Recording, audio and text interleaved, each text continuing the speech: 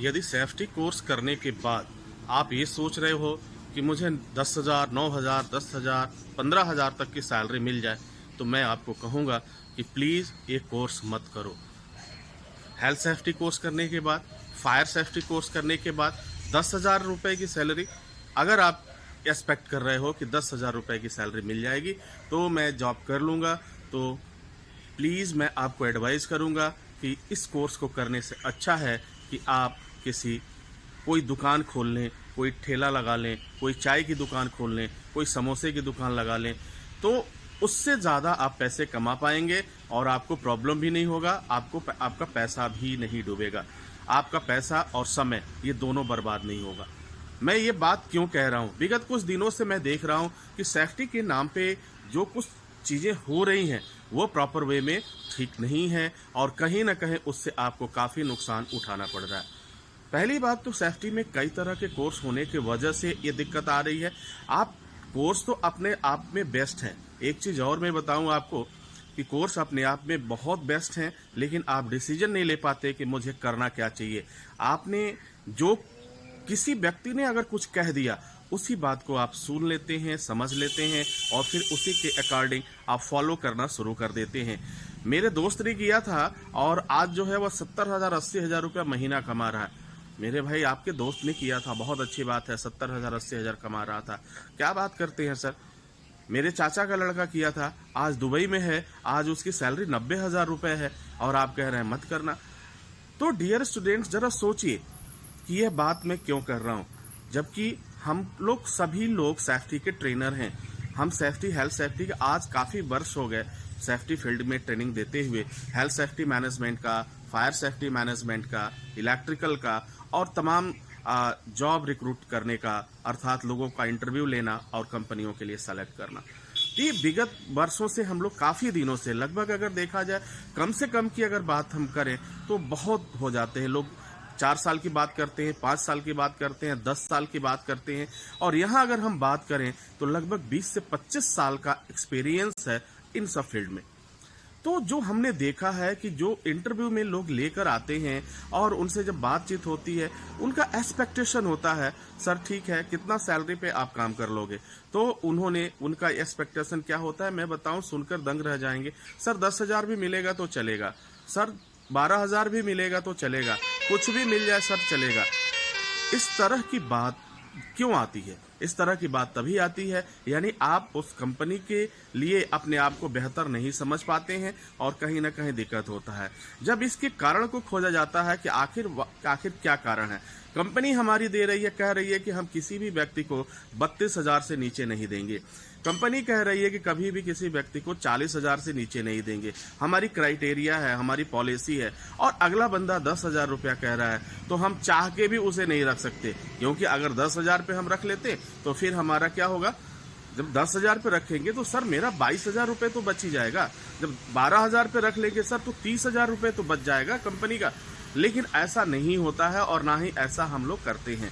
कारण क्या है, यहाँ कंपनी के रेपो की सवाल होती है, कंपनी का रेपुटेशन, कंपनी का गुडविल, और कंपनी चूंकि एमएनसी होती है, मल्टीनेशनल कंपनी होती है, तो हम किसी भी कीमत पर कोई भी कॉम्प्रोमाइज नहीं करते हैं।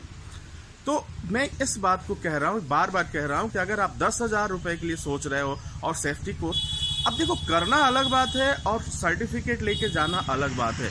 ये उन लोगों के लिए मेरा सुझाव है कि जो लोग सेफ्टी फील्ड का देख करके कहीं ना कहीं से, कहीं 80,000, कहीं 90,000, कहीं 1.5 लाख, कहीं 2 लाख रुपए दे करके सर्टिफिकेट परचेज कर लेते हैं, बनवा लेते हैं और फिर जाने के बाद से कहानी दूसरी हो जाती है। मैं एक एग्जाम्पल बताता हूँ, इस एग्जाम्पल को जरा समझिएगा और फिर आप डिसीजन लीजिएगा कि मैंने ऐसा क्यों कहा।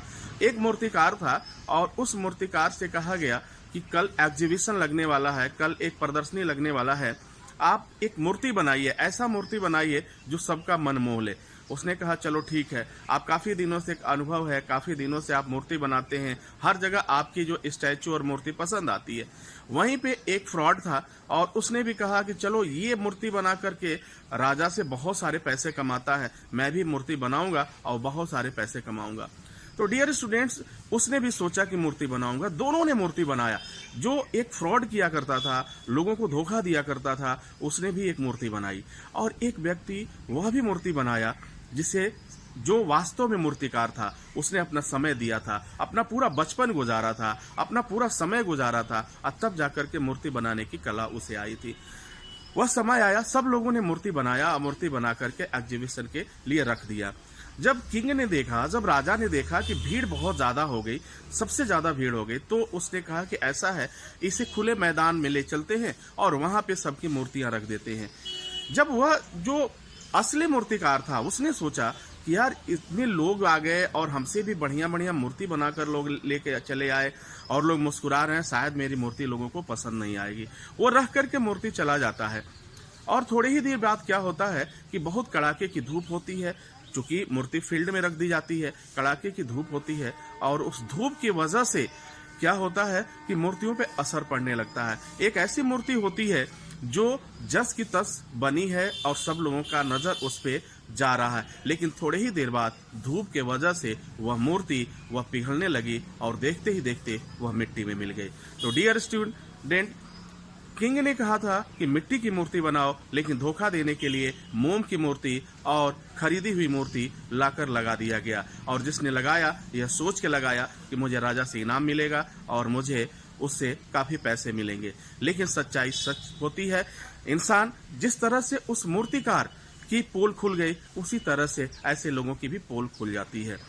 आप जब देखो, जब धूप में मोम रख दिया गया, धूप में मिट्टी की मूर्ति रख दिया गया, तो मिट्टी की मूर्ति जस की तस वैसे ही खड़ी रही, लेकिन मोम की मूर्ति पिघल गई और मिट्टी में मिल गई। तो डियर स्टूडेंट, अपने आप को भी हमें मोम की मूर्ति की जैसे नहीं बनाना है, हमें मिट्टी की मूर्ति के जैसे बनाना है। हमें किसी भी परिस्थिति में आप रख दोगे, हम काम करेंगे, लेकिन उसके एवज में जो मेरा एक्सपेक्टेशन है वो मुझे जरूर मिलना चाहिए। अगर इससे कम सैलरी मिलती है, इससे कम पैसा मिलता है और 10,000, प्लीज अगर 10,000 रुपए के लिए मुझे नौकरी करना है, तो मैं कतई आपको नहीं कहूंगा कि आप इस नौकरी को करिए, इस जॉब कोर्स को करिए और फिर आप जाइए। आप कोई छोटा मोटा धंधा कर लीजिए, ना तो आपका पैसा बर्बाद होगा और ना तो आपका समय बर्बाद होगा।